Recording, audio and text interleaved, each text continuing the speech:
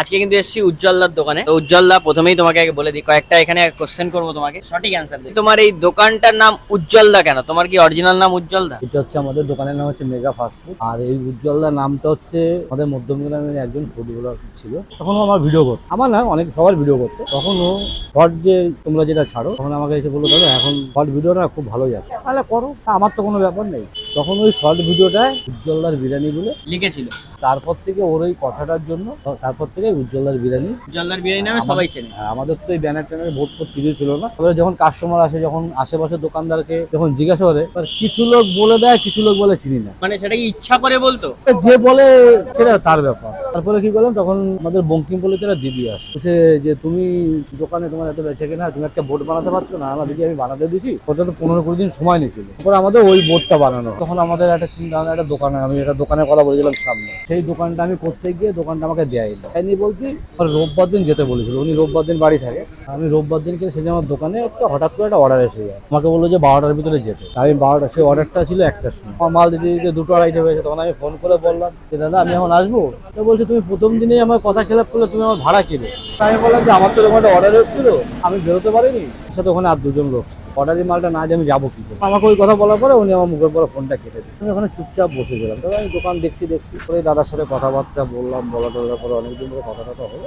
আস্তে আস্তে করে বলছে ঠিক আছে এটা, এই প্লেসটা পুরো নিলে। হ্যাঁ এটা। তারপরে কথাটা বলার পরে এটা করা হলো।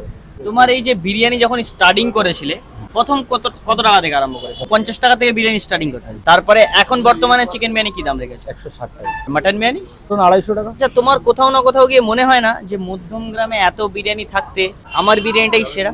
না, তোমারটা সবার কাছে সেরা। এই মধ্যমগ্রামে অনেক তোমার নাম হয়ে গেছে, প্রেম হয়ে গেছে, মানুষ দোকান থেকে নিয়ে বাচ্চা থেকে তোমাকে মানুষজন চেনে।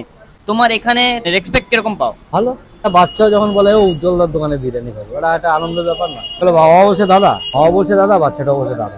এটা একটা ভালো লাগে যে সবাই ভালোবাসে আসে। আমি দেখেছি অনেক কেউ কমেন্ট করে যে উজ্জ্বলদা যায় ফিতে কাটতে বা এত জায়গায় ঘুরতে যাচ্ছে, তার জন্য নাকি উজ্জ্বলদার টাকা নেয়। এই কথাটা কি সত্যি? কেউ যদি বলতে পারে যে আমি কারোর থেকে 10 পয়সা নিচ্ছি, আমি বা দীপঙ্কর, আমরা একসাথেই যাই, কিন্তু আমি দীপঙ্কর আমরা কারোর পয়সা নিই না। হয়তো গেলে একটা কোল্ড ড্রিঙ্কস দিল, একটু চা খাওয়ালো, একটা মিষ্টি প্যাকেট দিল, এইটুখানি দেয়, আর কিছু চাই না। তোমার এই সোশ্যাল মিডিয়ায় ভাইরাল হবার আগে আর ভাইরাল হবার পরে কোনটা তোমার কাছে বেটার ছিল? তাই একরকম, আর আগে একরকম ছিলাম। আগে যেরকম ধরো আমরা নর্মালি একটা মানুষ যেরকম গেলে আমাদের কেউ চিনত না। এখন যদি ধরো আমরা ট্রেনে বা বাসে যাই, তখন হয়তো কেউ বলে এই তো দাদা আপনার নাম তো উজ্জ্বল। এটা একটা ব্যাপার। তুমি ভাবো যেটা কেমন লাগে। আর সব থেকে ভালো লাগে 5টা মানুষ আজকে ফুড ব্লগিং এর জন্য, ফুড ব্লগ যারা করে তাদের জন্য আজকে আমাদের 5টা লোক চেনে। এই দাদারা শিয়ালদার থেকে আসে, যদি ভিডিও না হতো তো এর নাম আমরা চিনতো না। তো অ্যাকচুয়ালি ফুড ব্লগিং এর জন্য আমাদের কি বলবো, এটাকে বলে বোঝানো যাবে না ভাই, যে কত বড় একটা জায়গা আমরা পাই। বিরিয়ানি খেতে এসে মার খেলাম না, এখন ফুড ব্লগিং ছেড়ে দিয়েছে, ও একটা চাকরি করে। তো মাঝে মাঝে তো 2 মাস 4 মাস পর আমাদের দোকানে আসে, দাদা কেমন আছে, ভালো আছে। ভিডিওটা অবশ্যই পাল্লা বাটকারা, 150 গ্রাম মাংস খালি লাগা একটা বিশাল কিছু করে ফেলেছিল। ভিডিওটা গেছিল ভালো করেছিল। অক্ষয় রঞ্জিত লক্ষ্করপুরি দুজনে সে করেছিল, ওদের ভিডিওটা ভালো ছিল। তারপরে অক্ষয়দের ভিডিওটা অক্ষয় রঞ্জিত করে যাওয়ার পর থেকে আস্তে আস্তে করে আর পিছনের দিকে আমার তাকাতে হয়নি। করে আসতে লাগলো, ভিডিও করতে লাগলো, মানুষ জানতে লাগলো। পৃথিবীতে যত দোকান আছে একরকম খাবার তুমি কোনোদিনই পাবা না। আমাদের দমের কাজ হয়। দেখা গেল হাওয়া দিল, এই মাঝখানে একটা যে একটু ওয়েদার খারাপ ছিল না, একটা সাইডের চিকেন পুরো কাঁচা, আলু চিকেন একটা সাইডটা পুরো ধরে গেছে। কম বেশি হয়ে গেলে তোমার মাল এদিক ওদিক হবে। আমি বলে না, তুমি যত বড় দোকানে যাও না কেন, মানে জেনে শুনে কেউ খারাপ করে না ভাই, খারাপ হয়ে যায়। আমি সোশ্যাল মিডিয়ায় ভাইরাল হব তো একটু দাম বাড়াবো বা আমার স্পেস বাড়াবো, এই জিনিসটা কখনো মনে হয়েছিল না? আগে এরকম, আমি আগে ওখানে অনেক খুশি ছিলাম। দোকান খুললাম 9টায়, মাল শেষ 10টা একদম পুরো কমপ্লিট। সেই টাইমটা কি রাখতে দোকানে? তখন আমার ধরো 15-18 কিলো চাউমিন করতাম, কিলো ময়দা ছিল, বেলা ডাল পুরি, আটা রুটি, কচুরি। আবার আমি দুজনে মিলে করতাম। বিকেলবেলা একটা ছেলে থাকতো। তখন একটা আলাদা সিস্টেম ছিল। এখন লোকজন থাকে, এখন আলাদা হয়। এই যখন 50 টাকার বিরিয়ানিটা দেখেছিল, তখন কি এই দোকানই তোমার ছিল? না, তখন আমরা রাস্তার বলবো, আমাদের ওই দোকান। বিরিয়ানি যারা এখনো খেতে আসেনি বা খেতে আসতে ইচ্ছুক, অনেক দূর থেকে দেখছে, তাদের জন্য তুমি কি বলছো? সবাই একবার করে আসুন, আনলিমিটেড বিরিয়ানি খেয়ে যান, দেখে যান কিরকম আমাদের। যদি এই জায়গাটায় আমি কিছু আইটেম, স্ন্যাক্সের আইটেম, আর বিরিয়ানির সাথে আরও 2-1টা আইটেম যদি করতে পারি, যদি সেরকম সুযোগ হয়, তাহলে আমি এগুলি চালু করবো। তোমার এই দোকানদার হিসাবে তোমার সব থেকে ফেভারিট ফুড ব্লগার কে? এই কখনো মানে গেস করেছো যে না এই ফুড ব্লগারটাকে আমার খুব ভালো লাগে? থেকে ভালো লাগে আমার। ফুড ব্লগারই ভালো। আমি যদি বিনীত দেখ, আমি যদি কারোর এই ব্যক্তিগত নাম বলি, সে একা আনন্দ পাবে, কিন্তু আর যে 10 জন থাকবে তারা কিন্তু মনে কষ্ট পাবে। তা আমি একজনের জন্য 10 জনকে কষ্ট দেবো ভাই? গ্রামে 4-5টা বিরিয়ানির দোকান আছে, এর সাথে কি কথাবার্তা সেরকম কিছু আছে? আর যে যখন কথা বলে তার সাথে তখন কথা বলি। ফুড ব্লগাররা, দোকানদাররা গ্রুপ হয়ে গেছে ব্যাপার, এই কথাটা কি কতটা সত্যি কতটা মিথ্যে? এটা 100 ভাই। এই এখন এটা চালু হয়েছে।